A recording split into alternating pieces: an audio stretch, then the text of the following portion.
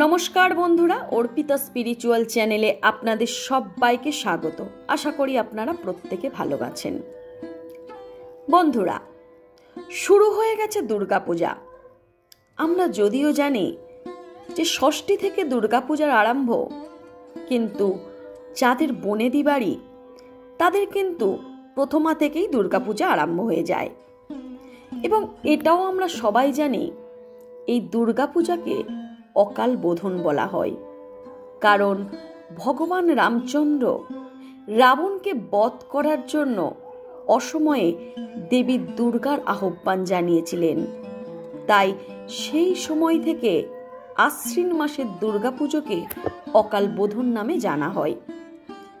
কিন্তু আপনারা জানেন কি, যে এই প্রথমা থেকে দশমী পর্যন্ত যে মা দুর্গার পূজা হয়ে থাকে 9টি রূপের, অর্থাৎ নবদুর্গার, সেই নবদুর্গা কারা?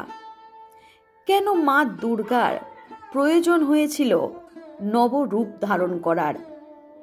তো বন্ধুরা, আজকের আমি আমার ভিডিওতে সেই বিষয়ে আলোচনা করব। তাহলে আপনারা আজকে শুনতে থাকুন যে নবদুর্গার মাহাত্ম্য। আশ্বিনের শারদপ্রাতে বেজে উঠেছে আলোক মঞ্জরি, কারণ এই সময়টা দেবী মহামায়ার অকাল বোধনের সময়। সূর্যের দক্ষিণায়ন তথা আমাদের শরৎকাল হচ্ছে দেবতাদের কাছে রাত্রি। স্বভাবতই নিশিকাল দেবতাদের নিদ্রামগ্ন থাকার সময়, আর তাই এই সময় কোনো দেবদেবীকে পূজা করতে হলে আগে তাকে জাগরিত করতে হয়। দেবতার আশীর্বাদ লাভের হেতু তাকে জাগরিত করে তোলার এই প্রক্রিয়াটাকেই বলা হয় বোধন। শরৎকালে রামচন্দ্র মাতা আদ্যাশক্তিকে নিদ্রা থেকে জাগরিত করে পূজা করেছিলেন বলে এই পূজাকে অকাল বোধন বলে আখ্যায়িত করা হয়। তবে পুরাণ অনুসারে এই অকাল বোধনের কৃতিত্ব দেয়া হয়েছে প্রজাপতি ব্রহ্মাকে। আসলে শক্তি ও শক্তি মানে সর্বক্ষণে ঘটে চলে অনন্ত লীলা বৈচিত্র্য। তারা কত রূপে যে কত খেলা করেন কে বুঝতে পারে? আমরা কি জানি যে দেবী মহামায়ার অকাল বোধনকে কেন রামচন্দ্র করেছিলেন? রামচন্দ্র কি স্বয়ং ব্রহ্মা নাকি? তাহলে আসুন জেনে নেওয়া যাক যে অকাল বোধন, নবরাত্রি ব্রত এবং মা দুর্গার নবরূপ তথা নবরাত্রিতে পূজিত নবদুর্গার প্রত্যেকটি রূপকে। সন্তান বৎসলা, মঙ্গলময়ী এই দেবীর রূপভেদ যে কত ব্যাপক, মাতৃরূপিণী দেবী মূর্তি যে কতটা কল্যাণকামিনী, কখনো ভয়ঙ্কর, আবার কখনো মহালক্ষ্মী রূপিণী দেবী যে কতটা শক্তিশালী, তাই আলোচনাতে আপনি বুঝতে পারবেন। কৃত্তিবাসী রামায়ণে অকাল বোধন করেছিলেন দশরথ নন্দন শ্রীরামচন্দ্র, কিন্তু পুরাণ বলে অন্য কথা। বৃহধর্ম পুরাণে রামের জন্য ব্রহ্মার দুর্গা পূজার বিস্তারিত বর্ণনা পাওয়া যায়।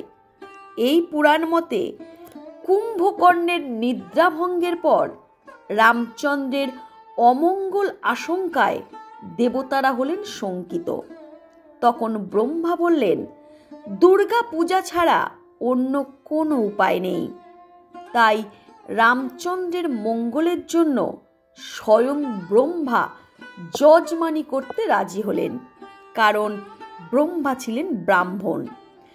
অতএব ব্রহ্মা স্তব করে দেবীকে জাগরিত করলেন। দেবী তখন কুমারীর বেশে এসে ব্রহ্মাকে বললেন, বিল্ব বৃক্ষ মূলে অর্থাৎ বেল গাছের তলায় দুর্গার বোধন করতে। তখন দেবতারা মর্তে এসে দেখলেন এক দুর্গম স্থানে একটি বেল গাছের শাখায় সবুজ পাতার রাশির মধ্যে পরমা সুন্দরী এক বালিকা নিদ্রামগ্ন। ব্রহ্মা বুঝলেন এই বালিকায় জগৎ জননী মা দুর্গা। তিনি বোধন স্তবে তাকে জাগরিত করলেন। ব্রহ্মার স্তবে জাগরিতা দেবী বালিকা মূর্তি ত্যাগ করে চণ্ডিকা মূর্তি ধারণ করেন। ব্রহ্মা বললেন, রাবণ বধে রামচন্দ্রকে অনুগ্রহ করার জন্যই তোমাকে অকালে জাগরিত করেছি। যতদিন না রাবণ বধ হয় ততদিন তোমার পুজো করব। যেমন করে আমরা আজ তোমার বোধন করে পুজো করলাম, তেমন করেই মর্তবাসী যুগ যুগ ধরে তোমার এই অকাল বোধনে পূজা করবে। যত কাল সৃষ্টি থাকবে তুমিও পূজা পাবে এইভাবেই। একথা শুনে চণ্ডিকা বললেন, সপ্তমী তিথিতে আমি প্রবেশ করব রামের ধনুর্বাণে। অষ্টমীতে রাম রাবণে হবে মহাযুদ্ধ। অষ্টমী নবমী সন্ধিক্ষণে রাবণের দশমুণ্ড বিচ্ছিন্ন হবে। সেই দশমুণ্ড আবারও জোড়া লাগবে, কিন্তু নবমীতে রামের বাণে নিহত হবেন রাবণ। দশমীতে রামচন্দ্র করবেন বিজয় উৎসব। ত্রেতা যুগের রাবণ বধ বাংলার লক্ষ্য উদ্ধারের দুর্গা পূজায় রামচন্দ্র বোধনের মন্ত্রে নাশারিত দুর্গার হে দেবী বোধন করে রাবণ নবরাত্রি পালন করার জন্য নবরাত্রি তোমাকে অকাল বোধন করেছিলেন। আমিও থেকে সেইভাবে পর্যন্ত আশ্বিন মাসে মা দুর্গা তিথিতে এই সময় তোমায় তিথি থেকে করছি নবমী অবধি মোট 9 দিন 9টি রূপ ধারণ করেন। পিতামহ ব্রহ্মা দেবীর এই 9টি রূপের 9টি নামকরণ করেছিলেন।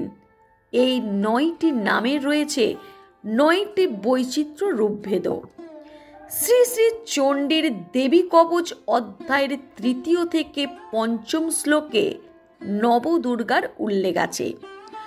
প্রথমং শৈলপুত্রেতি, দ্বিতীয়াং ব্রহ্মচারিণী, তৃতীয়াং চন্দ্র ঘণ্টেতি, কুষ্মাণ্ডেতি চতুর্থকম, পঞ্চমং স্কন্দ মাতেতি, ষষ্ঠং কাত্যায়নী তথা, সপ্তম কালরাত্রিতি মহাগৌরীতে চাষ্টমম, নবম সিদ্ধিদাত্রী চ নবদুর্গা প্রতিকৃতা, উক্ত ননতানি নামামি ব্রহ্ম নৈব মহত্তানা।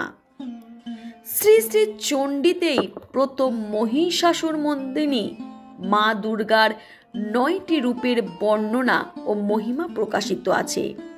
মহালয়ার সাথে সাথে কৃষ্ণপক্ষের অবসান ঘটে সূচনা হয় দেবী পক্ষের। পরদিন অর্থাৎ শুক্লপক্ষের প্রতিপদ থেকে নবমী পর্যন্ত 9টি তিথি অবধি মা দুর্গা 9টি রূপে পূজা হন। শরৎকালীন এই নবরাত্রি উৎসবকে বলা হয় শারদ নবরাত্রি। মূলত এটি শক্তির আরাধনার সময়। নবরাত্রির পরদিন বিজয়া দশমীর সাথে সাথে শক্তি পূজার সমাপন হয়। দেবী বলেছিলেন, আশ্বিন মাসের শুক্ল প্রতিপাদ থেকে নবমী পর্যন্ত তার পূজাকাল বিশেষভাবে প্রশস্ত। এই 9 দিনে দেবী 9টি রূপ ধারণ করেছিলেন, তাই এই 9টি রূপ নবদুর্গা নামে পরিচিত। এবার আলোচনা করব এই 9টি রূপের প্রত্যেকটি রূপের এক একটি আলোচনা। প্রথম প্রতিপদে ভগবান মা দুর্গা যে রূপ ধারণ করেছিলেন সেই রূপের নাম হলো শৈলপুত্রী। তিনি কেন এই শৈলপুত্রীর রূপ ধারণ করেছিলেন? আশ্বিন মাসের শুক্ল প্রতিপাদে পূজিতা হন এই মঙ্গলময়ী দেবী মূর্তি। শৈলপুত্রী শব্দের অর্থ হিমালয় পর্বতের কন্যা। দেবীকে কন্যা রূপে পাবার জন্য কঠোর তপস্যা করেন গিরিরাজ হিমালয়। এজন্য ভগবতী ভক্ত বাৎসল্য প্রদর্শন করে করুণাবশত শৈলের পুত্রিত্ব স্বীকার করেন। দেবী শৈলপুত্রী হলেন মঙ্গলময়ী এবং ভক্ত বৎসলা। অসুরদের অত্যাচারে দেবীকুল যখন বিপর্যস্ত, বারংবার পরাজিত হচ্ছেন দেবতারা, তখন ব্রহ্মা পরামর্শ দিলেন দেব সৈন্যের সেনাপতি হবে সেই কুমার যে জন্মাবে হর গৌরীর মিলনে। দেবতাদের আকুল প্রার্থনায় মা দুর্গা আবির্ভূতা হলেন শৈলপুত্রী রূপে। তাতে ফল হল তিনটি দেবতাদের কার্য সাধন, হিমালয়ের বাঞ্ছা পূরণ ও শিবের তপস্যার পরিপূর্তি। উল্লেখ্য, সতী দেহত্যাগ করলে শিব তার শক্তিকে পুনরায় পাবার জন্য আবার তপস্যামগ্ন হয়েছিলেন। যাই হোক, শিব ও শক্তির মিলনে জন্ম নিলেন স্বয়ং কার্তিক, যিনি দেবতাদের সেনাপতি হয়ে নিহত করলেন ভয়ঙ্কর তারকাসুরকে এবং স্বর্গকে করলেন অসুর মুক্ত। মাতা শৈলপুত্রীর বাহন হল বৃষ অর্থাৎ ষাঁড়। এনার দক্ষিণ হস্তে ত্রিশূল ও বাম হস্তে কমল, তাই দেবীর অপর নাম হল শূলধরিণী। ইনি পূর্বজন্মে দক্ষনন্দিনী সতী এবং পরজন্মে হিমালয় কন্যা পার্বতী। তৃতীয়াতে তিনি যে রূপ ধারণ করেছিলেন তার নাম হল ব্রহ্মচারিণী। ব্রহ্মচার ইতং শীলমস্যা। ব্রহ্ম জ্ঞান দানে ব্রহ্মকে প্রাপ্ত করানো তার স্বভাব। দেবরাজ ইন্দ্রকে তিনি ব্রহ্ম জ্ঞান দিয়েছিলেন এই ব্রহ্মচারিণী রূপে। এখানে ব্রহ্ম শব্দের অর্থ হল তপস্যা। ব্রহ্মচারিণী অর্থাৎ তপশ্চারিণী, তপ আচরণকারী। কথিত আছে যে বেদ স্তোতং তপ ব্রহ্ম, বেদ তত্ত্ব এবং তপ হল ব্রহ্ম। দেবী ব্রহ্মচারিণীর রূপ জ্যোতিতে পূর্ণ, তাই মহিমান্বিত।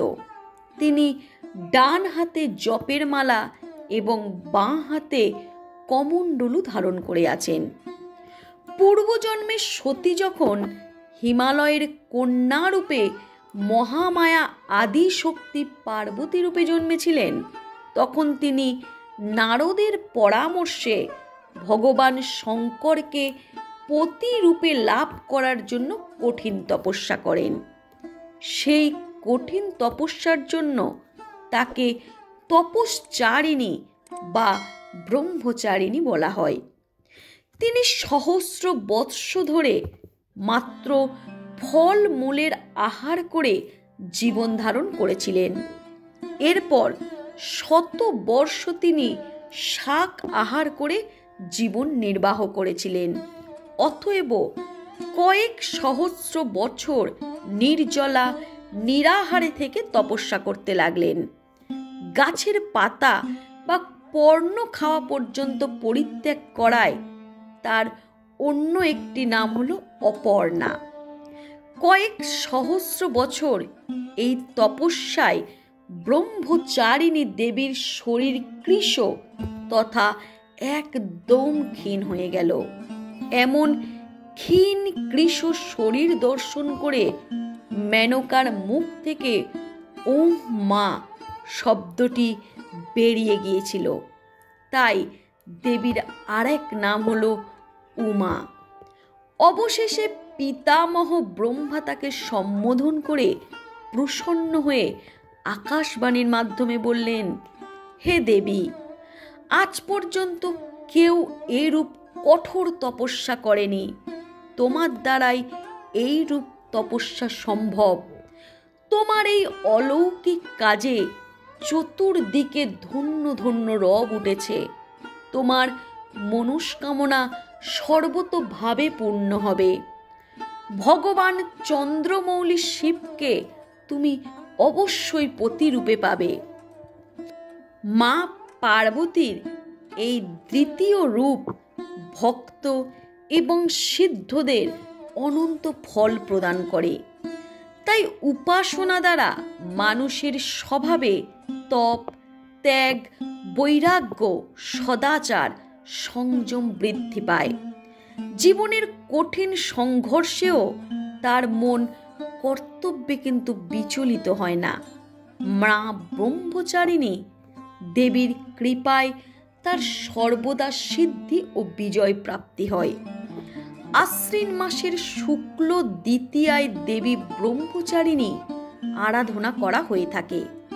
দেবী ব্রহ্মচারিণীর মূর্তি খুবই চাকচিক্যমণ্ডিত। দেবীর ডান হস্তে পদ্মফুল, বাম হস্তে কমণ্ডলু। সচ্চিদানন্দ ব্রহ্ম প্রাপ্তি তার শীল ও স্বভাব। ব্রহ্মচারিণী তিনি আজীবন কুমারী। এই রূপেই তিনি দ্বিতীয়াতে পূজিতা হন। আজ আমি দেবীর দ্বিতীয়া রূপ পর্যন্ত আলোচনা করলাম। আপনারা যদি দেবীর আরও সপ্তম রূপ পর্যন্ত শুনতে চান তাহলে অবশ্যই আমার চ্যানেলের সাথে সর্বদা যুক্ত থাকবেন। আর যারা আমার চ্যানেলে নতুন তারা আমার চ্যানেলটিকে সাবস্ক্রাইব করে আমার পাশে থাকবেন। আজ এই পর্যন্ত। নমস্কার, ভালো থাকবেন।